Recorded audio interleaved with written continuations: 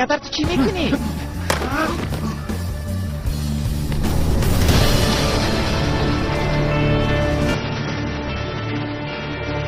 ما به خاطر جنگ کردن نامدیم.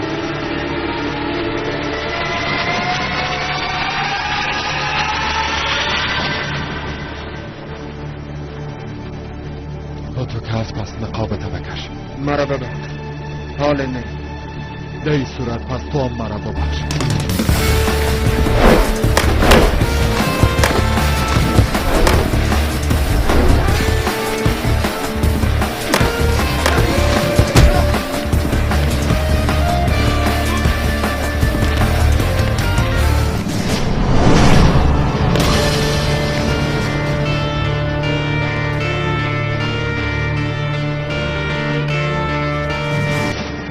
نمیخوایم امروی تو جنگ کنم. ما را تعقیب نکن. تو تا خانه ما آمدی. ما تو را رها کردن نمیتونم.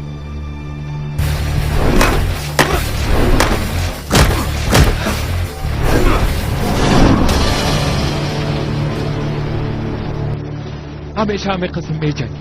تو هم بد نیستی یوسف، اما تو که شنیده بودی و همیشه که من دیده من پشت نقاب میباشی و کسی که این قسم باشه من سر او حساب نمیکنم.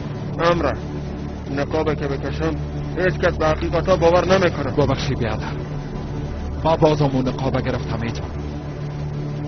من توانایی دارم که با حقیقت روبرو شدم.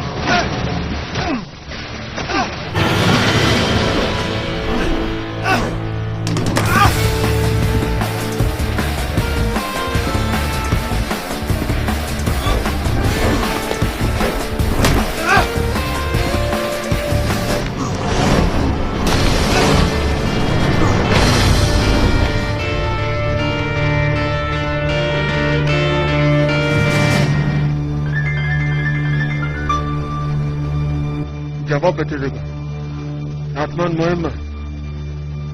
کسی که زنگ میزنه باید منتظر بانه. یوسف گروه ویژه منتظر نمیمونه. برای من اجازه بده.